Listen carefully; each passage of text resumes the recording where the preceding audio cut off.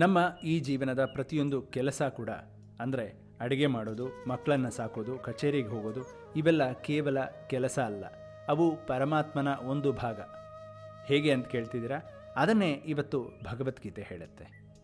ನಮಸ್ಕಾರ ಸ್ನೇಹಿತರೆ, ಭಗವದ್ಗೀತೆ ಜ್ಞಾನ ಸರಣಿಗೆ ಸ್ವಾಗತ. ಇವತ್ತು ನಾವು ಅಧ್ಯಾಯ 3ರ ಅತ್ಯಂತ ಗಂಭೀರವಾದ ಶ್ಲೋಕ 15 ತಿಳ್ಕೊತಾ ಇದ್ದೀವಿ, ಒಂದು ಸಣ್ಣ ಕಥೆಯ ಮೂಲಕ. ಸಾವಿರಾರು ವರ್ಷಗಳ ಹಿಂದೆ ಗಂಗಾ ನದಿ ತೀರದಲ್ಲಿ ಒಂದು ಗುರುಕುಲ ಇತ್ತು. ಅಲ್ಲಿ ಯಾಜ್ಞವಲ್ಕ್ಯ ಮಹರ್ಷಿಗಳ ಆಶ್ರಮದಲ್ಲಿ ಅನೇಕ ಶಿಷ್ಯರು ವಿದ್ಯೆ ಕಲಿತಿದ್ರು. ಅವರಲ್ಲಿ ದೇವದತ್ತ ಅನ್ನುವಂಥ ಒಬ್ಬ ತರುಣ ಶಿಷ್ಯ ಇದ್ದ. ತೀಕ್ಷ್ಣ ಬುದ್ಧಿಯವನು, ಜಿಜ್ಞಾಸು ಮನಸ್ಸಿನ ಹುಡುಗ. ಒಂದು ದಿನ ದೇವದತ್ತ ಗುರುಗಳ ಹತ್ರ ಹೋಗಿ ಕೇಳ್ದ, ಗುರುದೇವ, ನಾನು ವೇದ ಪಠಿಸ್ತೀನಿ, ಯಜ್ಞ ಮಾಡ್ತೀನಿ, ಕರ್ತವ್ಯ ಮಾಡ್ತೀನಿ, ಆದರೆ ಇವೆಲ್ಲ ಯಾಕೆ? ಈ ಕರ್ಮಗಳ ಮೂಲ ಏನು? ಇವು ಎಲ್ಲಿಂದ ಬಂತು ಅಂತ. ಗುರು ಯಾಜ್ಞವಲ್ಕ್ಯರು ಶಿಷ್ಯನನ್ನು ನದಿ ದಂಡೆಗೆ ಕರ್ಕೊಂಡು ಹೋದರು. ನದಿ ಹರಿಯುತ್ತಿತ್ತು, ಸೂರ್ಯ ಬೆಳಗ್ತಿದ್ದ, ಒಂದು ರೈತ ಬೀಜ ಬಿತ್ತುತ್ತಿದ್ದ. ಗುರುಗಳು ಹೇಳಿದರು, ದೇವದತ್ತ, ಆ ರೈತನನ್ನು ನೋಡು, ಅವನು ಬೀಜ ಬಿತ್ತುತ್ತಾನೆ. ಆ ಕರ್ಮ ಎಲ್ಲಿಂದ ಬಂತು? ಅವನ ಜ್ಞಾನದಿಂದ. ಆ ಜ್ಞಾನ ಎಲ್ಲಿಂದ ಬಂತು? ಅವನ ಪೂರ್ವಜರಿಂದ, ಶಾಸ್ತ್ರದಿಂದ, ವೇದದಿಂದ. ವೇದ ಎಲ್ಲಿಂದ ಬಂತು? ಬ್ರಹ್ಮನ ಮುಖದಿಂದ. ಬ್ರಹ್ಮ ಎಲ್ಲಿಂದ ಬಂದ? ಅಕ್ಷರ ಪರಬ್ರಹ್ಮನಿಂದ. ಅದು ಅವಿನಾಶಿ, ಸರ್ವವ್ಯಾಪಿ.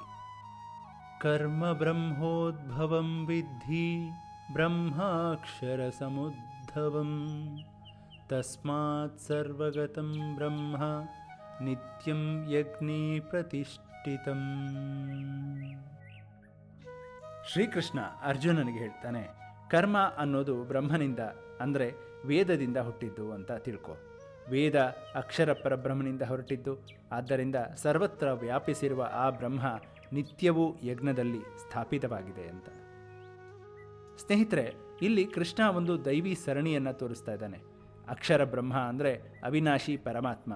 ಅದರಿಂದ ವೇದ ಹುಟ್ಟಿತು, ವೇದದಿಂದ ಕರ್ಮ ಉದ್ಭವಿಸ್ತು, ಕರ್ಮ ಯಜ್ಞ ರೂಪ ತಾಳ್ತು, ಮತ್ತು ಆ ಯಜ್ಞ ಮತ್ತೆ ಪರಮಾತ್ಮನಲ್ಲೇ ವಿಲೀನ ಆಗುತ್ತೆ. ಇದನ್ನು ಒಂದು ನದಿಗೆ ಹೋಲಿಸಬಹುದು. ಮಳೆ ಹೊಳೆ ಆಗುತ್ತೆ, ಹೊಳೆ ನದಿ ಆಗುತ್ತೆ, ನದಿ ಸಮುದ್ರ ಸೇರುತ್ತೆ, ಸಮುದ್ರ ಮತ್ತೆ ಮೋಡ ಆಗುತ್ತೆ, ಚಕ್ರ ಮುಂದುವರಿಯುತ್ತೆ. ಹಾಗೆ ಕರ್ಮಚಕ್ರ ಕೂಡ ಪರಮಾತ್ಮನಿಂದ ಹೊರಟು ಪರಮಾತ್ಮನಲ್ಲೇ ಮುಳುಗತ್ತೆ. ಆದ್ದರಿಂದ ನಮ್ಮ ಕರ್ಮ ಸಾಧಾರಣ ಅಲ್ಲ, ಅದು ದೈವಿ ಕ್ರಿಯೆ. ಅದನ್ನು ಯಜ್ಞ ಭಾವದಿಂದ ಮಾಡಿ, ಅಂದರೆ ಫಲಾಪೇಕ್ಷೆ ಇಲ್ಲದೆ ಸಮಾಜಕ್ಕಾಗಿ, ಇತರರಿಗಾಗಿ ಸಮರ್ಪಣಾ ಭಾವದಿಂದ ಮಾಡಿ ಅನ್ನೋದು ಈ ಶ್ಲೋಕದ ತಾತ್ಪರ್ಯ. ಗುರುಗಳ ಮಾತು ಕೇಳಿದ ದೇವದತ್ತನ ಕಣ್ಣಲ್ಲಿ ಬೆಳಕು ಕಾಣಿಸ್ತು. ಅವನಂದ, ಗುರುದೇವ, ಇದರ ಅರ್ಥ ನನ್ನ ಪ್ರತಿ ಕೆಲಸ ಪರಮಾತ್ಮನ ಒಂದು ಅಂಗ ಅಂತ ತಾನೆ?